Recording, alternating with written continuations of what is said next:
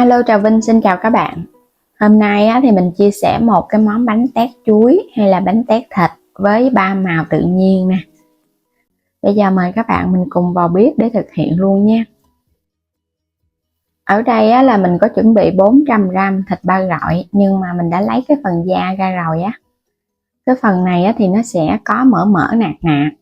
Mình cắt ra từ cái miếng ba rọi vậy nè. Các bạn cứ thái ra cái mình cắt cho cái miếng hơi dài dài á. Rồi cái băm thêm hành tím và tỏi chút nữa mình ướp thịt. Các bạn sẽ cho thêm vào trong đây khoảng muỗng canh hành tím và tỏi nha. Rồi mình sẽ nêm vào trong đây muỗng cà phê hạt nêm, 1 muỗng cà phê đường, thêm một ít tiêu xay nữa. Trộn đều lên. Mình sẽ ướp cái phần gia vị này để cho thịt của mình nó thấm đều thì mình làm cái bánh lên nó mới ngon. Ướp thì các bạn cứ chuẩn bị trước đi, rồi cái mình cho vào trong cái hộp đậy kín lại, sau đó thì mình ướp. Thường là mình chuẩn bị trước 1 ngày á, rồi cái cho vào trong ngăn mát tủ lạnh, cứ để yên đi từ 1 tiếng cho đến qua 1 đêm. Ở đây mình có chuẩn bị đậu đen thì mình cho vào trong nước 1 muỗng cà phê baking soda để ngâm qua 1 đêm thì đậu nó mới mềm. Chuối xiêm thì mình dùng chuối xiêm đen ha, chuối chín mùi luôn thì nó có cái độ ngọt nhiều và mình nấu lên nó mới tươm mật. Các bạn sẽ lột ra, mình dùng ở đây 1 nải chuối, lột ra hết rồi cho vào trong cái thau. Mình sẽ cho vào đây 2 muỗng canh đường để ướp chuối, cho chuối nó ngọt kết hợp thêm 1 muỗng cà phê muối. Rồi mình cho thêm 2 muỗng canh rượu trắng. Cái phần này là mình cho cái chuối của mình nó đậm đà đó nha. Rồi cứ để yên mình ướp trong tủ lạnh cũng được. Mình có nấu ở đây là 500g đậu xanh khô, ngâm nước cho nở mềm, rồi cái thêm nước vô, các bạn nấu cho đậu của mình nó chín, nó khô khô vậy nè.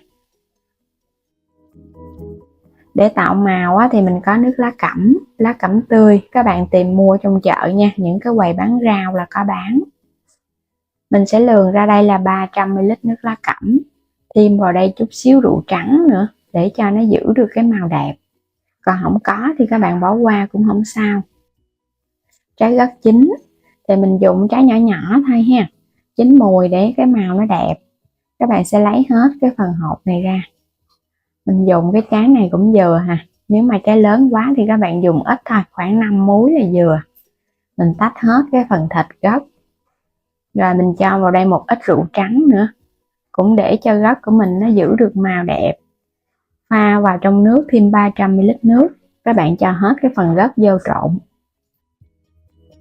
Mình có dùng thêm 1 muỗng cà phê muối. Phần nhân đã xong rồi nè, mình dùng tiếp là hành tím nha, băm ra khoảng 4 củ.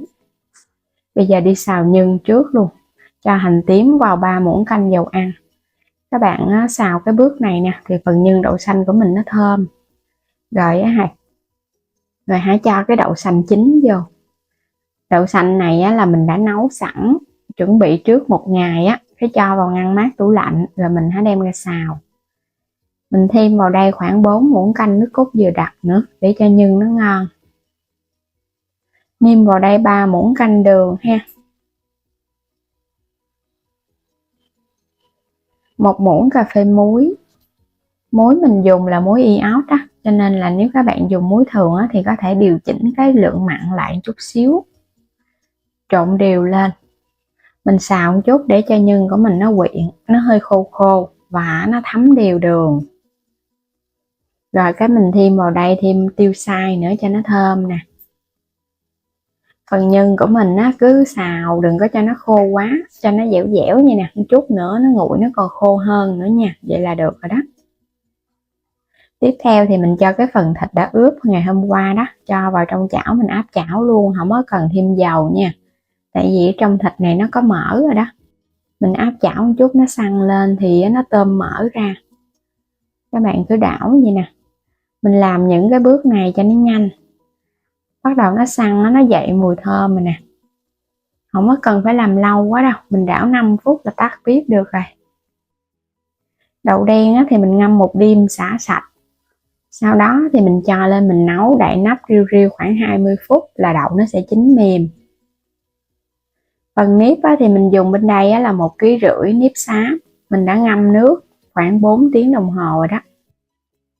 Bên đây là 600g để mình dùng cái phần bánh chuối, cũng ngâm nước trước khoảng 4 tiếng cho đến 8 tiếng.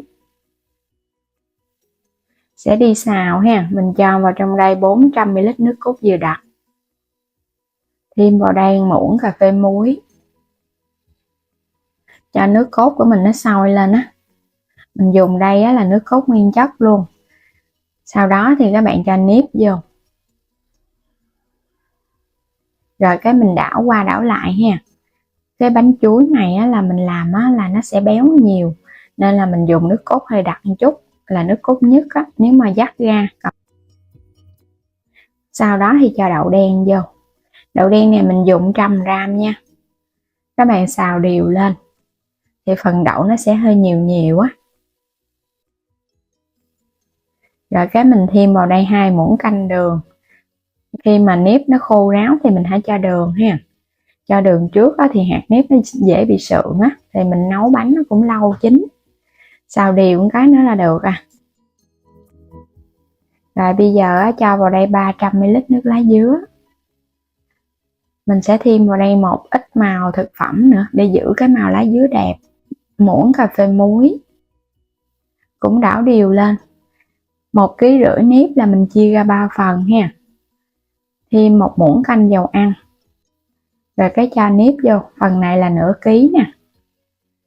3 màu là mình chia 3 phần. Mỗi một phần là nửa ký nếp. Cũng xào đều lên cho nó rút từ từ vậy nè. Nước lá dứa thì nó thơm, nhưng mà mình hấp lên nó không có được đậm á.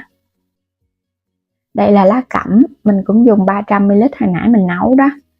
Rồi cũng xào đều lên với muối và dầu ăn. Do là nhân mặn cho nên là mình không có làm nước cốt dừa, mà mình thêm vào dầu ăn để cho cái hạt nếp nó bóng ngon. Cuối cùng là 300ml nước gấc cùng với 1 muỗng cà phê muối. Cũng đảo đều cho nó sôi nhẹ cái rồi mình cho nếp vô ha. 300ml kết hợp với nửa ký nếp là mình thấy nó vừa nha. Nếp này ngâm cho nó nở mềm trước. Cũng xào từ từ vậy nè. Mình có bán thêm các sản phẩm ở trong kênh thì mời các bạn bấm vào cửa hàng lựa chọn và mua ủng hộ mình nha. Đây là lòng đỏ trứng muối, thì cái phần này mình rửa rượu rồi cái mình hấp 5 phút. Trước khi hấp thì các bạn rắc vào dầu mè đó để cho cái lòng đỏ nó thơm. Mình hấp một chút là được à. Rồi bây giờ mình sẽ gói cái phần nhân trước ha. Sau đó thì mình gói nếp làm nhân. Mình sẽ chia ra làm 5 cái bánh. Bây giờ mình chia đều cái phần đậu ra, dàn cho nó mỏng. Sau đó thì các bạn lấy thịt mình sắp lên ha. Cái phần thịt này thích nạc không thì mình dùng nạc, còn thích có mỡ thì thêm 1 dây mỡ vô nữa cho nó ngon. Rồi cái sắp cái trứng muối vào giữa, cứ sắp đều vậy nè. Úp cái phần nhân lại, các bạn bóp nó vô để cho nó hơi dẻ dẻ đó. Nếp thì mình đã làm xong 3 màu xanh và màu gấc cùng với màu lá cẩm. Màu lá cẩm là màu tươi nhất luôn á, nhìn rất là bắt mắt luôn nè. Còn bên đây là cái phần nếp của bánh chuối. Và bây giờ gói bánh, mình sẽ dùng 2 cái miếng lá chuối dài và 1 cái miếng lá chuối nhỏ mình sẽ để ngược với 2 cái miếng lá lớn ha. Bây giờ thì sẽ gói cái bánh 3 màu trước, mình sẽ chia đều ra 3 màu. Các bạn siết cho nó đều đều á, cái hình dọc á, cái bề ngang nó bằng nhau nha. Màu xanh cũng vậy luôn, siết nó bằng nhau thì cái bánh các bạn cắt ra nó sẽ chia ra làm 3 phần màu. Rồi bây giờ để cái nhân lên chính giữa nè. 3 cái màu nhìn nó tươi quá chừng luôn. Rồi sẽ úp nếp lại cho nó bao phủ hết cái phần nhân. Nếp mình đã xào trước rồi nên là dễ gói lắm các bạn, nó định hình này. Rồi bây giờ sẽ cuộn cái lá lại cho nó siết vô. Mình sẽ buộc cái bụng nó trước ha, cố định để cho nó đừng có chạy tùm lum á. Rồi sau đó thì hãy làm 2 cái phần đầu. Có nhiều cô và chị hỏi là quay hơi nhanh á, nên là theo không có kịp. Cái này là mình làm không có nhanh lắm nè. Các cô và các chị hay là các bạn có thể xem từ từ để mình nắm rõ hơn. Làm thành công cái bánh tét ngon cho gia đình thưởng thức trong dịp Tết này. Mình sẽ úp một cái miếng lá ở trên đầu để cho đừng có nông nước. 2 cái miếng lá này sẽ bịt đầu để cho nó kín nha. Cột cộng thun. Cái đầu này cũng vậy luôn. Mình nhớ là mình ép cho nó chặt xuống nha. Túm 4 cái góc. Cái phần này rất là quan trọng nè, không thôi nó dễ bị nông nước khi mà mình nấu bánh á. Mình làm bằng cộng thun cho nó nhanh, rồi một chút nữa sẽ buộc dây. Túm 4 cái góc lại. Đó, nhìn cái đòn bánh của mình nó vuông này nè. Rồi để qua một bên nha. Bây giờ tiếp tới cái bánh chuối, gói xong một lần đi rồi cái hả buộc luôn. Cũng làm sắp cái miếng lá giống vậy á. Cái bánh chuối này mình cũng chia ra làm 5 phần. Các bạn có thể chia cho nó đều hoặc là gói đến đâu mình lấy đến đó. Chuối đã ướp sẵn á, thì mình sẽ lấy nó ra. Mỗi một đòn bánh mình dùng 3 trái chuối nha. Sắp nó lên vậy nè, cắt bánh ra nó sẽ đều chuối và đều nếp. Cuối cùng á là rưới lên trên nếp cái nước chuối á, cho cái bánh của mình nó ngon. Úp nó lại rồi gói à. Bánh chuối này thì mình làm gọn gàng, không có lớn quá đâu. Túm cái mép lá lại. Cũng buộc cái bụng trước một cái cho nó cố định nha. Mình chia sẻ nhiều cái cách làm bánh chuối và bánh tét rồi. Nên là các bạn có thể thích cái bánh nào thì có thể vào kênh và xem thêm các video khác. Cũng như là các loại nhân cũng khác nhau nữa đó. Mình nhớ là mình phải bịt cái đầu nó lại nha. Còn nếu mà các bạn không có nấu mà mình hấp thì cái bước bịt đầu này làm đơn giản cũng được, không có sợ nông nước. Mình gói xong, sau đó thì mình buộc dây. Bây giờ sẽ lấy cái cọng dây mình buộc đó là dây ni lông. Ngoài ra các bạn có dây lạc mình buộc thì cái bánh nó tốt hơn. Nhưng mà mình không có dây lạc, mình sẽ buộc dây ni lông. Hoặc là cái loại dây chỉ cũng được nữa nha. Dây nào nhà có dây nào thì các bạn cứ buộc dây đó. Cái dây này mình buộc mình chéo đầu thì phải gị nó vô một chút cho nó siết cái đòn bánh nha. Khi mà mình nấu ra bánh nó mới dẻ ngon. Chứ đừng có lỏng quá. Và cái dây này mình nấu ở bên ngoài nước không ảnh hưởng gì đến cái phần bánh ở bên trong nè. Các bạn không có sợ đâu. Mình sẽ chéo cái máu dây nè. Và cái gị đó. Một cọng dây này đối với đòn bánh tét chuối là mình dùng 2,5 mét. Còn bánh tét thịt là mình dùng 3,5 mét. Cho nó hơi dư dư, buộc nó không có bị thiếu. Và nhớ siết ha. Mình nhớ cái máu dây nào mình cũng siết tay vô. Mình luồn nó qua cái ngón tay vậy nè. Cái siết. Và đây là cái máu dây cuối cùng. Các bạn có thể chéo thêm một vòng nữa. Mình buộc cho nó cố định, nó cứng cái đòn bánh. Rồi cái buộc thắt gút lại luôn ha. Vậy là bánh của mình nó không có bị lệch dây. Đây 10 đòn bánh. Gồm 5 đòn bánh thịt 3 màu và 5 đòn bánh tét chuối đậu đen. Mình làm xong thì bây giờ bắt đầu chuẩn bị mình một cái nồi nước sôi. Bánh thì mình sẽ cho vào mình luộc. Ngoài ra thì các bạn có thể hấp nha. Nhưng mà thời gian luộc thì nó nhanh hơn là mình hấp. Trời ơi, đòn nào đòn nấy nó ú nu ú nần luôn. Mình làm cái đòn bánh thịt này là bánh lớn nè. Tương đương mỗi một đòn bánh là 1,1 kg. Còn cái đòn mà bự nhất luôn là 1,2 kg á. Còn cái đòn bánh chuối thì khoảng 600 đến 700 gram thôi không có lớn quá đâu. Nước thì nó sôi tim mà. Bây giờ mình sẽ thả những cái miếng lá chuối rụng vô nha. Mình thả vô xong thì hãy cho bánh vô. Thì bánh nó sẽ không có bị đụng với cái đáy nồi á. Mình nấu thời gian lâu nó không có bị cháy cái bánh á. Và cũng giúp cho bánh của mình nó thơm nữa. Thả vô hết luôn. Rồi các bạn đè nó xuống. Chút nó sôi nó dễ nổi lắm. Mình sẽ đậy nắp lại. Rồi mình sẽ để mức lửa lớn. Đầu tiên thì cho nó sôi bùng cái đi rồi hạ lửa lại ha. Cái nước sôi thì mình để lửa mức trung bình thôi, từ 2 tiếng rưỡi đến 3 tiếng. Bánh sau khi mà mình hấp đủ 2 tiếng rưỡi ở mức lửa trung bình, rồi sau đó thì các bạn tắt bếp, rồi cái mình để trong nồi thêm khoảng 3 tiếng nữa, cứ để yên vậy đó, giữ ấm bánh. Đúng sau 3 tiếng thì mình hãy vớt lên, chứ các bạn vớt sớm quá thì cái hạt nếp nó cũng chưa được ngon lắm đâu. Tại vì cái nồi nước ở trong này nè nó còn ấm á, mình giữ ấm thêm vài tiếng nữa rồi cái mình vớt lên, hạt nếp nó sẽ nhừ ngon hơn nữa đó. Bây giờ sẽ vớt lên hết luôn, rồi cái cho qua bên cái rổ, mình sẽ xả nó lại cho nó sạch á. Cái nước luộc này nó ra hơi dơ cho nên là xả lại một cái các bạn bảo quản mới được lâu ha. Xả sơ qua khơi chứ không có cần phải rửa nguyên cái tinh đòn bánh vô trong cái thau nước nha. Rồi cái mình dựng đứng lên.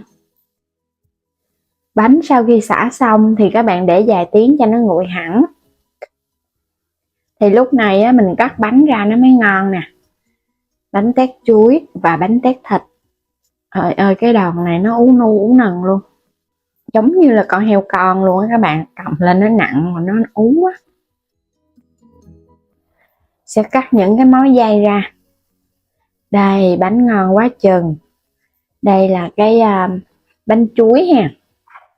Bánh chuối thì nó nhỏ gọn hơn, còn cái bánh thịt đó thì mình làm nó sẽ ú nu và nó bự, nó ngắn hơn cái bánh chuối một chút. Cái lớp vỏ lá nó tróc lóc luôn á. Đây thành phẩm của mình đây, ngon quá chừng các bạn ha. Có nước cốt dừa nên là nếp rất là ngon, chuối thì đỏ ửng luôn nè. Sẽ cắt ra từng khoanh. Làm bánh tét làm xong đây chính là cái bước mà thích nhất nè. Xẻ bánh ra để xem thành phẩm, mình làm coi kết quả như thế nào. Nó ngon thì vui, mà làm kiểu này bảo đảm các bạn dù là mới học làm lần đầu cũng sẽ thành công luôn. Chuối thì tươm mật luôn. Còn đây là cái đòn bánh thịt, mình sẽ xẻ ha, xẻ cho các bạn xem mỗi một thứ là một đòn. Bánh thịt 3 màu kết hợp với trứng muối. Ở trong kênh thì mình cũng có bán liên kết với Shopee á, các bạn cũng có thể bấm vào phần mô tả video để mua nha. Mình xẻ ra từng khoanh luôn. Đây nhìn hấp dẫn quá nè, 3 màu tự nhiên, bắt mắt, kết hợp với phần nhân cũng vừa nữa. Bánh chuối thì tôm mật luôn. Chuối làm mà tôm mật là bánh nó mới thành công và ngon miệng. Nếp thì phải béo. Các bạn thấy cái mật nó tôm ra ha. Mình thích nhất là cái bánh chuối. Làm ra cái bánh chuối này rất là ưng ý luôn. Béo quá chừng béo luôn nè. Đó ngon quá. Làm một hơi chắc mấy khoanh. Ngọt, thơm, béo. Có cái vị mặn mặn nhẹ nhẹ từ muối mình nêm vào trong nếp á. Ngon lắm các bạn ơi. Nếp thì dẻo nhẹ quá. Hồi xưa làm bánh này nè phải chuẩn bị trước khoảng 1 tuần lễ á. Từ khâu xé lá, lau lá, phơi lá, rồi ngâm nếp, rồi đãi đậu, nấu đậu nè. Tất tần tật mọi thứ luôn để cho ra một cái đòn bánh tét ngon. Và phải mất thêm 1 ngày nấu, 1 ngày gói nữa. Còn bây giờ mình làm trong vòng có hơn 1 buổi thôi đã có bánh tét ngon thưởng thức rồi. Nhìn bắt mắt, hấp dẫn. Bây giờ thì mình chúc các bạn ngon miệng cái món bánh tét này nha. Vui lòng đăng ký kênh Alo Trà Vinh và Alo Trà Vinh 2 ủng hộ mình. Và mời các bạn bấm vào kênh rồi cái chuyển đến cửa hàng, mình có bán nhiều sản phẩm ở trong đó thì các bạn có thể lựa chọn và mua ủng hộ mình nha. Xin chào tạm biệt và hẹn gặp lại các bạn ở video tiếp theo.